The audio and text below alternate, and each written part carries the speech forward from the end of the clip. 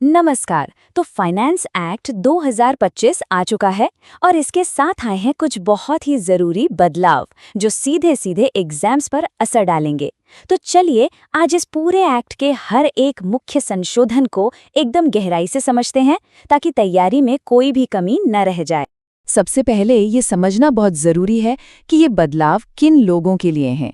अगर किसी का एग्ज़ाम मई 2026, सितंबर 2026 या फिर जनवरी 2027 में है तो ये सारे संशोधन सीधे सीधे सिलेबस का हिस्सा हैं। और हाँ, ये सारी जानकारी पूरी तरह से ऑफिशियल मटेरियल पर आधारित है जो कि 31 जुलाई 2025 तक अपडेटेड है। तो यहाँ सिर्फ और सिर्फ काम की बातें होंगी। आज की चर्चा का एक रोड मैप देख लेते हैं। हम 6 मुख्य हिस्सों में बात करेंगे। पहले इंडिविजुअल्स के लिए जो नए टैक्स नियम आए हैं, फिर बिजनेस और ट्रस्ट्स के लिए क्या अपडेट्स हैं, उसके बाद टीडीएस और टीसीएस में जो बहुत बड़े बदलाव हुए हैं, फिर देखेंगे प्रोसीजरल और पेनाल्टी से जुड़े चेंजेस, 5वें हिस्से में इंटरनेशनल टैक्स के अमेंडमेंट्स और आखिर में वो टॉप 5 टॉपिक्स जो एग्जाम के लिहाज से सबसे ज्यादा जरूरी हैं। तो चलिए शुरू करते हैं।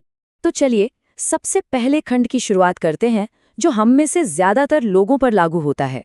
ये है इंडिविजुअल टैक्स पेयर्स, यानी व्यक्तियों के लिए टैक्स नियमों में हुए बदलावों के बारे में। देखते हैं यहाँ क्या नया है।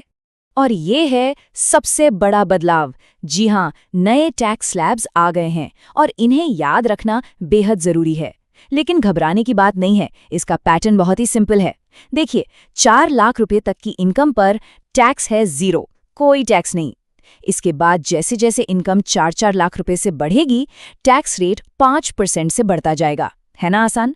मतलब 4 से 8 लाख पर 5%, 8 से 12 लाख पर 10%, फिर 12 से 16 लाख पर 15%, 16 से 20 लाख पर 20%, 20 से 24 लाख पर 25%, और जैसे ही इनकम 24 लाख के पार गई, सीधा 30% का टैक्स रेट लगेगा। अब सवाल ये उठता है कि इन नए स्लैब्स का असल में जेब पर क्या असर पड़ेगा। इसका जवाब छिपा है एक बहुत बड़ी राहत में, जो रिबेट के रूप में दी गई है। और हाँ, यहाँ एक बहुत ही दिलचस्प एग्जाम पॉइंट भी है। इस नई डिफ़ॉल्ट रिजीम के तहत अगर इनकम 12 लाख तक है तो टैक्स देनदारी 0 हो जाती है। पर ये होता कैसे है? ये होता है सेक्शन 87A के तहत मिली इस बड़ी राहत से। सबसे पहली बात, रिबेट पाने के लिए जो इनकम की लिमिट थी उसे 7 लाख रुपए से बढ़ाकर सीधा 12 लाख रुपए कर दिया गया है। ये अपने आप में एक बहुत बड़ा जंप है। और राहत यहीं खत्म नहीं होती। जो मैक्सिमम रिबेट का अमाउंट था वो भी 25,000 रुपए से बढ़ाकर अब 60,000 रुपए कर दिया गया है। तो इनकम लिमिट भी बढ़ी और रिबेट का अमाउंट भी बढ़ा। इस पर एक प्रैक्टिकल क्वेश्चन आने की पूरी संभावना है। अब जरा इन्वेस्टमेंट से जुड़े कुछ बदलावों पर नजर डालते हैं। पहला, यूएलआईपीज यानी यूनिट लिंक्ड इंश्योरेंस प्लान्स, जिन्हें सेक्शन 10(10)D में छूट नहीं मिलती, अब उन्हें कैपिटल एसेट माना जाएगा। आसान भाषा में कहें तो इनसे होने वाले फायदे पर अब कैपिटल गेन्स टैक्स लगेगा, बिल्कुल वैसे ही जैसे शेयर्स बेचने पर लगता है।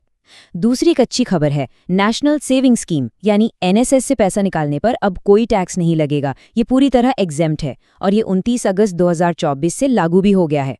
और तीसरा, बच्चों के लिए जो नई एनपीएस वात्सल्य स्कीम आई है उसमें किया गया कंट्रीब्यूशन भी सेक्शन 80 सीसीडी 1B के तहत 50,000 रुपए की एडिशनल डिडक्शन के लिए एलिजिबल होगा। पर हाँ, ये याद रखना है कि नॉर्मल एनपीएस और एनपीएस वात्सल्य दोनों को मिलाकर कुल लिमिट 50,000 रुपए ही रहेगी। चलिए अब अपने अगले सेक्शन की ओर बढ़ते हैं। इसमें हम देखेंगे कि बिजनेस, स्टार्टअप्स और चैरिटेबल ट्रस्ट्स के लिए कौन-कौन से जरूरी अमेंडमेंट्स आए हैं। तो बिजनेस के लिए यहाँ 3 बड़ी अपडेट्स हैं। पहली, स्टार्टअप्स के लिए अच्छी खबर है। सेक्शन 80 IAC के तहत डिडक्शन क्लेम करने के लिए जो इनकॉर्पोरेशन की तारीख थी उसे अब 31 मार्च 2030 तक बढ़ा दिया गया है। दूसरा, अमैल्गमेशन लॉसेस के लिए अब एक पैरिटी रूल यानी समानता का नियम आ गया है। अब पुरानी कंपनी के नुकसान को भी 8 असेसमेंट ईयर तक कैरी फॉरवर्ड किया जा सकेगा। और तीसरा, टॉनेज टैक्स स्कीम जो पहले सिर्फ समुद्री जहाजों के लिए थी, अब उसका फायदा इनलैंड वेसल्स यानी अंतर्देशीय जहाजों को भी मिलेगा। ये एक अच्छा कदम है। अब बात करते हैं ट्रस्ट के लिए हुए बदलावों की। देखिए, जो छोटे ट्रस्ट हैं उनके लिए रजिस्ट्रेशन की वैलिडिटी अब 5 साल से बढ़ाकर 10 साल कर दी गई है। शर्त यह है कि पिछले 2 सालों में उनकी कुल इनकम 5 करोड़ रुपए से कम हो। दूसरी राहत ये है कि अगर कोई छोटी मोटी गलती हो जाती है तो अब उसके लिए रजिस्ट्रेशन कैंसिल नहीं होगा। और तीसरा, जो स्पेसिफाइड पर्सन्स की लिस्ट थी उसे भी रैशनलाइज किया गया है। अब जो लोग बड़ा डोनेशन देते हैं उनके रिश्तेदारों को इस लिस्ट में शामिल नहीं किया जाएगा। इससे कंप्लायंस काफी आसान हो जाएगा। ठीक है, अब सब लोग अपना पूरा ध्यान यहाँ लगाइए, क्योंकि अब हम बात करने वाले हैं फाइनेंस एक्ट 2025 के शायद सबसे जरूरी हिस्से की, टीडीएस और टीसीएस चैप्टर में हुए बहुत बड़े बदलावों की। यहाँ बहुत कुछ नया है। तो चलिए एक एक करके देखते हैं कि रेट्स कहाँ कहाँ कम हुए हैं। ध्यान से सुनिएगा। सेक्शन 194D यानी इंश्योरेंस कमीशन, इसका रेट 5% से घटाकर 2% कर दिया है। सेक्शन 194 LBC जो सिक्योरिटाइजेशन ट्रस्ट से जुड़ा है, उसका रेट 25% या 30% से घटाकर सीधा 10% कर दिया गया है। सेक्शन 206C1 यानी टिम्बर पर लगने वाला टीसीएस अब 2.5% की जगह 2% होगा। और सेक्शन 206CG मतलब LRS के तहत एजुकेशन लोन के लिए जो टीसीएस लगता था उसे 0.5% से घटाकर निल कर दिया गया है। जी हाँ, 0। ये एरिया एग्जाम्स के लिए बहुत हॉट है। और अच्छी खबरें अभी बाकी हैं। कई पेमेंट्स के लिए थ्रेशोल्ड लिमिट भी बढ़ा दी गई है, जिसका सीधा मतलब है छोटे अमाउंट पर अब टीडीएस का झंझट खत्म। सेक्शन 194A यानी इंटरेस्ट, इसकी लिमिट अब 50,000 रुपए है। सेक्शन 194I यानी रेंट, इसकी लिमिट अब 50,000 रुपए प्रति माह है। ये एक बहुत बड़ा चेंज है। सेक्शन 194J यानी प्रोफेशनल या टेक्निकल फीस, इसकी लिमिट भी 50,000 रुपए हो गई है। सेक्शन 194H यानी कमीशन, इसकी लिमिट 20,000 रुपए है। और सेक्शन 206C1G यानी LRS, इसकी लिमिट 7 लाख से बढ़ाकर 10 लाख रुपए कर दी गई है। और अब इस पूरे चैप्टर का सबसे बड़ा और सबसे जरूरी बदलाव, कुछ बड़े प्रोविजंस को अब पूरी तरह से हटा दिया गया है। ये कंप्लायंस के लिए एक असली गेम चेंजर है। आइए देखते हैं कि क्या क्या हटाया गया है। तो ये है वो 3 बड़े नीतिगत बदलाव। पहला, 6% वाली जो इक्वलाइजेशन लेवी थी उसे अब समाप्त यानी अबॉलिश कर दिया गया है। दूसरा, माल की बिक्री पर जो टीसीएस लगता था, सेक्शन 206C1H, वो भी अब खत्म। इसका मतलब अब सिर्फ 194Q पर ही ध्यान देना है। और तीसरा, जो लोग रिटर्न फाइल नहीं करते थे उन पर ज्यादा रेट से टीडीएस टीसीएस काटने वाले जो सेक्शन थे 206AB और 206CCA, उन्हें भी हटा दिया गया है। कह सकते हैं जिंदगी थोड़ी आसान हो गई है। चलिए अब अगले खंड पर चलते हैं और एडमिनिस्ट्रेटिव प्रोसीजर्स और पेनाल्टीज में जो बदलाव हुए हैं उन पर फोकस करते हैं। यहाँ 2 मुख्य अपडेट्स हैं। पहला, अपडेटेड रिटर्न यानी सेक्शन 139(8A) फाइल करने की जो टाइम लिमिट थी उसे 24 महीने से बढ़ाकर अब 48 महीने कर दिया गया है। लेकिन ध्यान रहे, इस बढ़ी हुई अवधि के लिए एडिशनल टैक्स के रेट्स भी नए हैं। 24 से 36 महीने के लिए 60% और 36 से 48 महीने के लिए 70%।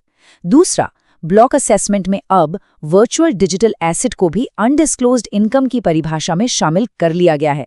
ब्लॉक असेसमेंट मतलब सर्च या सर्वे के बाद होने वाली स्पेशल असेसमेंट, और इसे पूरा करने की टाइम लिमिट अब उस क्वार्टर के एंड से 12 महीने होगी जिसमें सर्च हुई थी।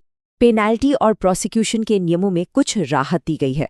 सेक्शन 275 के तहत पेनाल्टी लगाने के लिए अब एक यूनिफॉर्म टाइम लिमिट तय कर दी गई है, जो है उस क्वार्टर के एंड से 6 महीने के अंदर जिसमें मेन प्रोसीडिंग खत्म हुई हो। और टीसीएस के पेमेंट पे अगर देरी होती है तो अब प्रोसिक्यूशन यानी कानूनी कार्रवाई नहीं होगी अगर टीसीएस का अमाउंट क्वार्टरली स्टेटमेंट फाइल करने की ड्यू डेट से पहले जमा कर दिया जाता है।